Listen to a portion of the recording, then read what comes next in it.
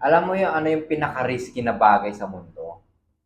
Yung nagre-rely ka lang sa isang source of income o nagre-rely ka lang sa trabaho mo. Kasi pag nawala yung trabaho mo, nagkasakit ka, wala ka ng income, di ba? Kaya wag ka magre-rely sa isang income lang.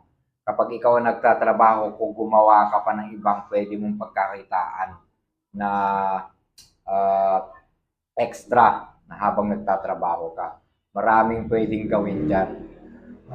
Yung iba nga nagpa-vlog na rin kasabay ng trabaho nila.